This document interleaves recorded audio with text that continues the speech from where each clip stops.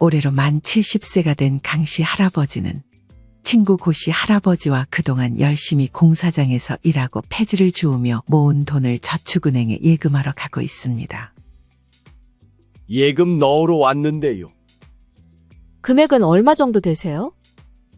6천만 원 정도 넣으려고요. 저희 예금도 좋긴 한데 예금보다 이자율이 더 좋은 상품이 하나 있거든요. 강씨 할아버지는 그냥 예금 상품에 6천만 원을 넣었지만 친구 고씨 할아버지는 이자율이 높다는 은행 직원의 말에 혹해서 애초에 생각했던 예금이 아닌 후순위 채권에 전재산 9천만 원을 넣었습니다. 강씨 할아버지와 고씨 할아버지는 은행에 돈을 넣어놓아 아주 마음이 편안한 상태였습니다.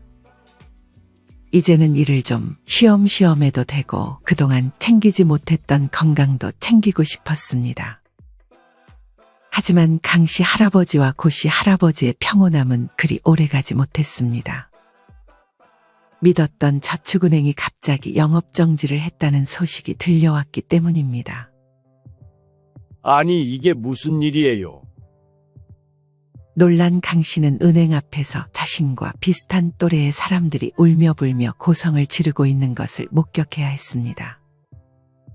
아이들 소풍 갈 때 김밥도 못 사주고 도시락에 계란 하나 못 넣어주고 모은 내 피 같은 돈을 그 돈 찾아서 나도 따뜻한 밥 해먹고 고기도 구워 먹으려고 했는데 노숙자 행세 하고 싶지 않다. 나이 80 넘어서 나는 이제 뭐 해먹고 살라고. 너희 돈 달라고 하나. 내 돈, 내가 벌어서 맡긴 내 돈을 달란 말이다. 알고 보니 이분은 강씨 할아버지 동네에서 붕어빵 장사를 하던 할머니였습니다. 할머니는 몇십 년 동안 붕어빵을 팔며 평생 모은 1억 원을 은행에 예금했는데 이 사단이 난 것입니다. 강씨 할아버지는 그제서야 상황 파악이 됐습니다. 이 사실은 바로 뉴스에도 보도가 됐습니다. 자그마치 10만 명에 달하는 사람이 해당 은행에 돈을 넣었다가 돈을 못 받을까 불안에 떨고 있었습니다. 강씨 할아버지는 당장 돈이 필요했습니다. 막내 아들이 결혼을 앞두고 있었고 오랜 기간 공사장을 다니며 허리가 안 좋아져 그간 미뤄왔던 디스크 수술 날짜를 잡았기 때문이었습니다. 강씨는 절망했습니다. 돈을 한 푼도 못 찾을지도 모른다는 불안감이 강씨 할아버지의 머릿속을 지배했습니다.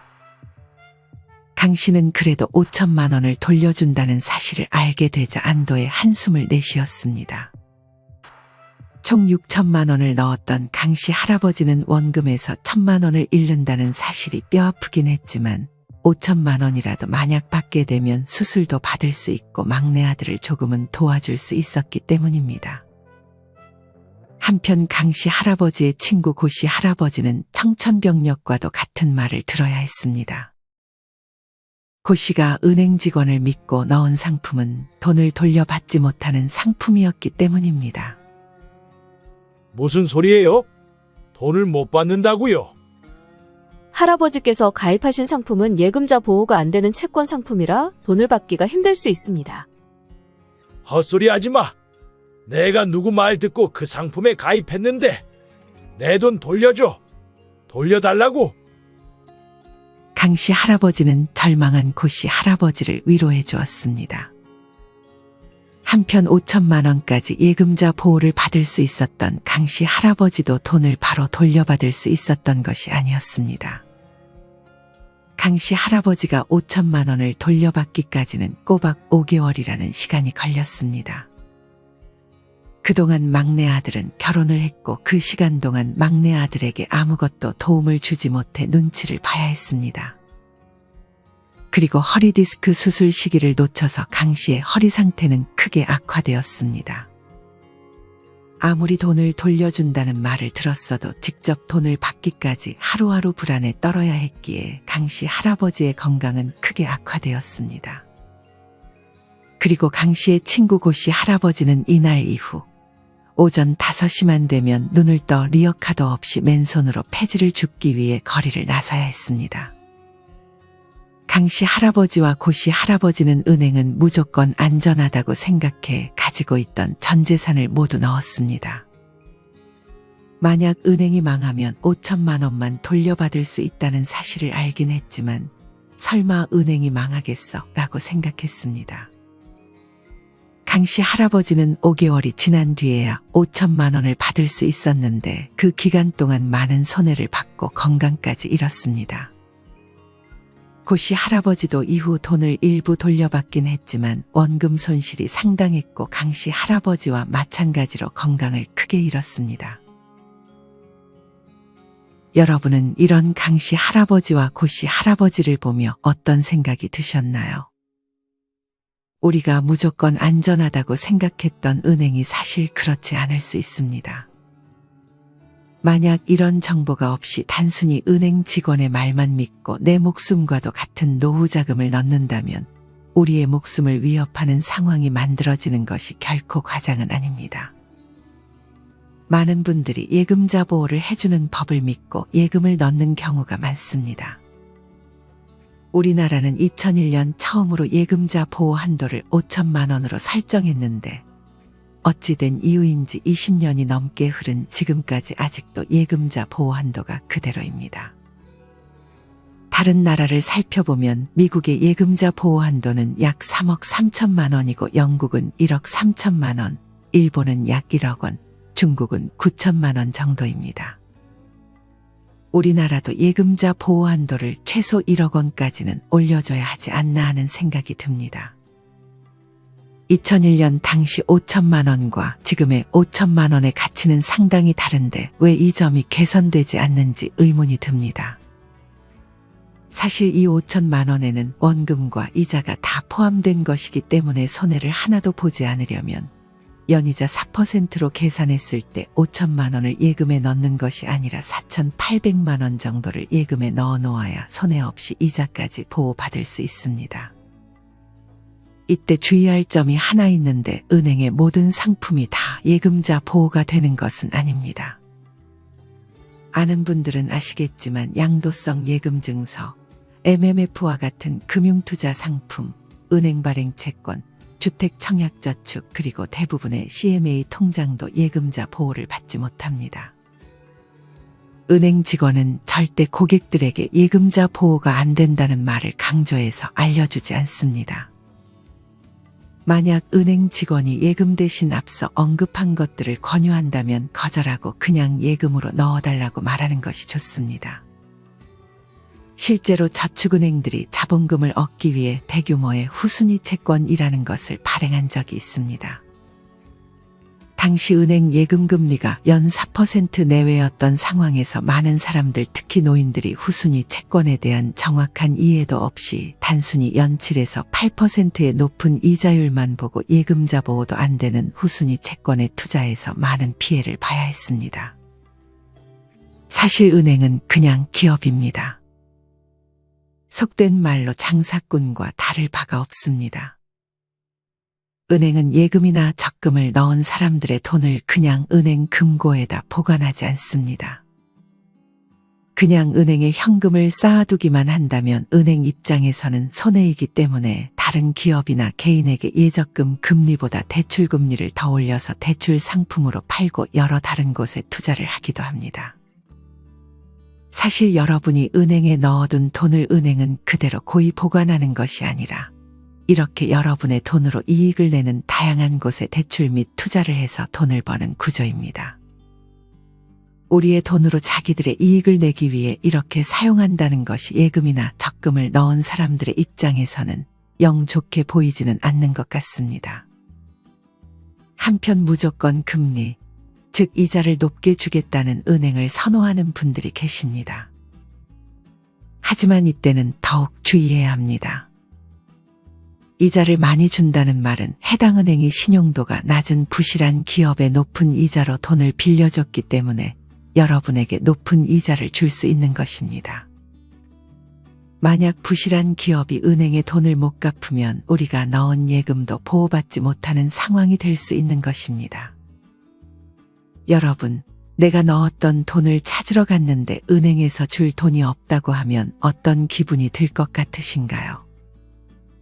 최근에는 어떤 한 은행에서 이자가 높은 적금이 만기됐는데 해지가 불가하다는 연락을 받아야 했습니다.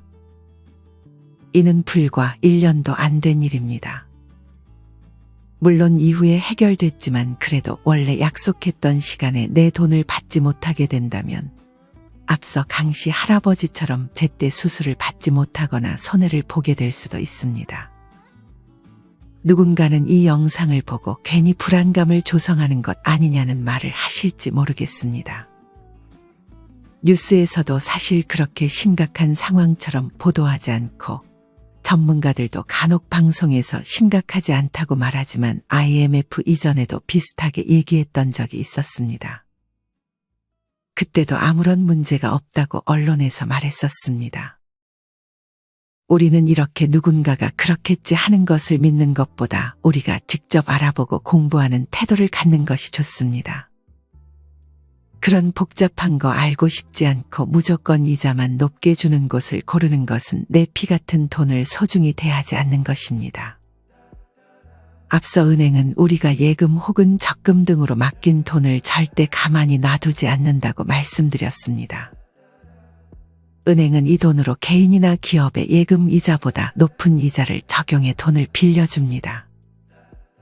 예를 들어서 예금으로 누군가에게 4% 이자를 주면서 돈을 받아온다면 그 돈을 6%의 이자를 얹어서 다른 누군가에게 돈을 빌려주게 되면 은행은 총 2%의 이익을 얻게 되는 것입니다. 하지만 잠깐 언급했듯 이렇게 은행이 대출을 해주는데 간혹 돈을 갚을 능력이 없는 곳에 돈을 빌려주는 우를 범하기도 합니다. 실제로 올해 3월 국내 은행의 부실 채권이 3년 만에 최대치로 치솟았다고 합니다.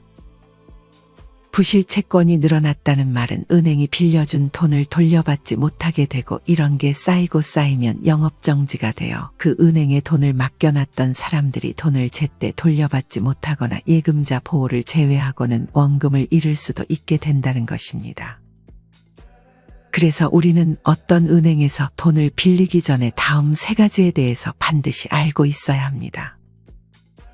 먼저 구글이나 네이버에 금융소비자 정보포털 파인이라고 검색 후 들어가 줍니다. 왼쪽에 금융회사를 클릭해서 은행이나 저축은행 등 자기가 돈을 넣어놓은 곳 혹은 넣어놓을 곳을 클릭해 줍니다. 조금만 아래로 내려보면 우리나라 모든 저축은행에 대한 재무정보와 주요 경영지표가 나옵니다. 조금 어려운 용어들이 나오지만 복잡하게 생각할 필요 없습니다. 이 표를 보는 이유는 단순히 이자만 높게 준다고 내 돈을 맡기는 것이 아니라 얼마나 이 은행이 안전한 은행인지를 확인하기 위해 반드시 체크해 주어야 합니다. 다시 한번 강조드리지만 귀찮고 어렵다는 이유로 내 소중한 돈을 아무 은행에 넣는 것보다는 어려워도 조금씩 공부해 보려는 태도를 갖는 것이 중요합니다. 이 표에서 유심히 봐야 할 첫 번째는 BIS 비율입니다. BIS 비율은 자기 자본을 위험자산으로 나눈 후 곱하기 100을 해준 비율입니다. 쉽게 말해 해당 은행이 가지고 있는 자본 대비 위험한 자산이 얼마나 포함되어 있는지를 나타낸 지표입니다. 다 이해할 필요 없고 최소 8 이상은 유지해야 안전한 은행이다라고 생각하면 됩니다. 8과 가까운 숫자를 가진 은행이라면 조금은 경계할 필요가 있습니다. 이 표에서 확인해야 할 두 번째는 고정이하 여신 비율입니다. 은행의 대출 채권 등은 건전성이 높은 순서대로 정상, 요주의, 고정, 회수이문, 추정 손실로 분류되고 있는데 고정이하 여신 비율이란 연체기간이 3개월 이상인 고정이하 여신 합계액이 여신총액에서 차지하는 비율로 고정이하 여신 비율이 높을수록 부실한 자산이 많은 은행이라고 이해하면 됩니다. 이 말을 다 이해할 필요는 없습니다. 이 고정이하 여신 비율이 8 이상 되면 매우 위험한 은행이라고 이해하면 됩니다. 이 표에서 확인해야 할 마지막 세 번째는 ROA입니다. ROA란 당기순이익을 총자산으로 나눈 후 곱하기 100을 한 수치를 말합니다. 이는 즉 은행이 자신들이 가진 총자산을 활용하여 얼마나 많은 이익을 창출했는지를 나타내는 지표입니다. 여기서도 복잡하게 생각할 필요 없이 높으면 높을수록 좋다고 생각하는 것이 좋습니다. 김경필 머니트레이너는 이 ROA 지수가 경제 성장률보다는 높아야 하지 않을까라고 조언해 주셨지만 우리나라 경제 성장률은 2%대로 이보다 높은 ROA를 가진 은행들이 많지는 않습니다. 만약 마이너스를 기록하는 은행이라면 그 은행은 조금 경계하는 것이 좋을 것 같습니다. 위의 이미지에서는 워낙 저축은행들이 많아서 다 담을 수 없기에 여러분들이 직접 금융소비자 정보 포털 파인에 들어가셔서 내가 예금 넣은 은행은 어떤 수치를 가지고 있는지 꼭 체크해 보시길 바랍니다. 은행 이외에 많은 분들이 알고 있으시겠지만 우체국 예금을 이용할 수 있습니다. 처음 들어보신 분들은 우체국에 웬 예금이냐고 생각하실 수 있습니다. 우체국 예금보험은 제2금융권에 속하지만 국가가 관리하기 때문에 다른 은행보다 훨씬 안정적이라는 장점이 있습니다. 우체국 예금은 나라에서 운영하는 금융기관이기 때문에 정부가 직접 원금과 이자를 금액 제한 없이 전액 보장해 줍니다. 즉 1억을 넣든 2억을 넣든 다 보호해 준다는 얘기입니다. 물론 안정성이 매우 높은 만큼 이자율이 다른 은행들에 비해 조금 낮을 수 있습니다. 현재 우체국 2040 플러스 알파 정기예금은 기본 3.1%의 이자를 주고 있습니다. 현재 은행 예금과 비교했을 때 그렇게 많이 차이가 나지는 않는 것 같습니다. 우체국 2040 플러스 알파 정기예금은 금융기관을 제외한 모든 고객이 가입할 수 있고 가입기간은 최소 6개월에서 최대 36개월까지 가능합니다. 가입금액은 최소 10,000원 이상이고 상품별 특별 우대까지 받으면 연이자 3.5%까지 받을 수 있으니 참고해 주세요. 또한 우체국 예금 고객이 우체국 창구에서 타은행으로 송금할 경우 최대 3,000원까지 내야 했던 수수료를 이제는 면제해주고 우체국 자동화기기로 계좌이체 시 내야 했던 500원에서 1,000원의 수수료도 이제는 면제가 됩니다. 이미 아셨던 분들이 많으시겠지만 아직 몰랐던 분들이 계시다면 은행 대신 우체국 예금을 넣는 것도 좋은 방법일 수 있습니다. 사실 우리나라가 예전에 IMF를 겪고 나서 외환 보유고를 크게 늘렸던 것과 같이 2011년 저축은행 영업정지 사태를 겪으면서 그 부분에 대해서 많은 대응책을 마련해 놓았습니다. 그 결과로 2016년도 말에 예금보험금을 7일 이내에 지급하라는 시행령이 명시되어 있는 등 최대한 빠르게 대처가 되게끔 발전했습니다. 하지만 앞으로 어떻게 될지 아무도 확신할 수 없기 때문에 애초에 이런 일을 겪지 않게끔 스스로 공부하는 것이 가장 좋지 않을까 생각합니다. 누군가는 뭐 이런 것까지 고민하면서 불안감을 조성하냐고 생각하실지 모르겠지만 미리 공부하고 대비해서 나쁠 것은 하나도 없다고 생각합니다. 여러분 이제껏 이자 높게 준다는 곳에만 예금을 넣진 않으셨나요? 이제부터는 무조건 많이 준다고 하면 의심부터 하고 혹시나 부실한 은행은 아닌지 꼭 확인해 보셨으면 좋겠습니다.